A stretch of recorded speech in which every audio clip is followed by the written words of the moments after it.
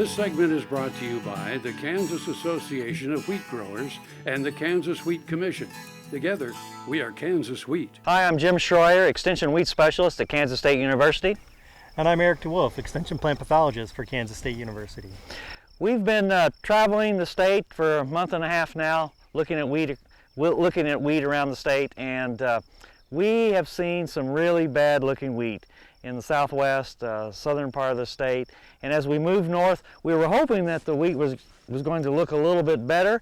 We were hoping that some of the rains that came in, Mother's Day, from that time frame on would have improved the wheat crop or given it some potential.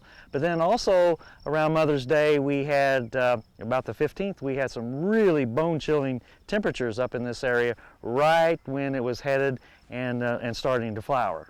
Mm-hmm. I think that's right, and as a lot of the growers have been reporting that there's a lot of heads turning white and just general sterility of some of the heads that is going to likely translate into some pretty poor yields or questionable performance of some of the fields. I noticed, and we've noticed just today, that from the road, and this is a perfect example what we're standing in here, from the road the wheat looks pretty good. And the faster you go, the wheat looks fairly good. But once you stop and start walking out into the wheat, it starts to look a little tough and short. We're seeing the freeze damage, and what we're seeing with freeze damage is parts of the head.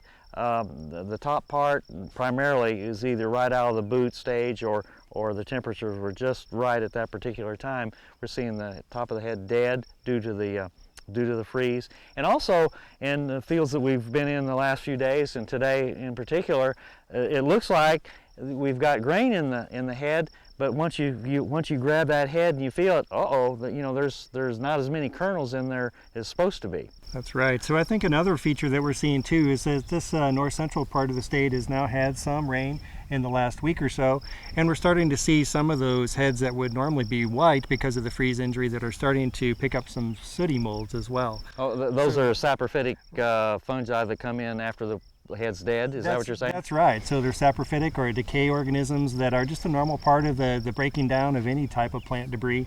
And in this case, because of that premature death of the heads, they're just moving in early before the rest of the crop would mature.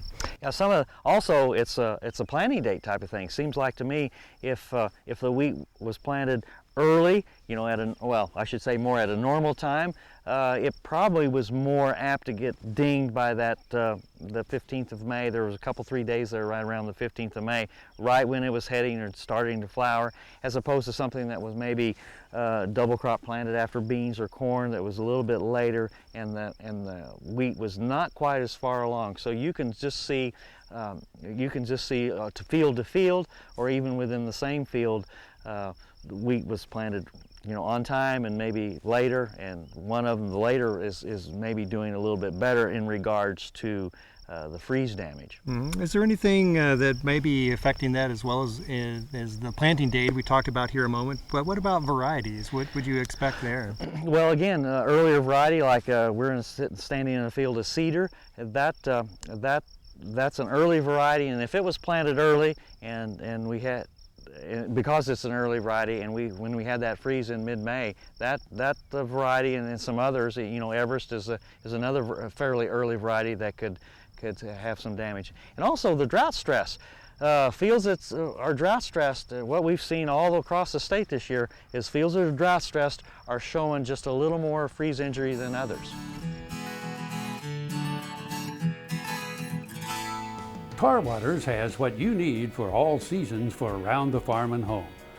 Working, hunting, growing, feeding, snow removal, even fun for the kids.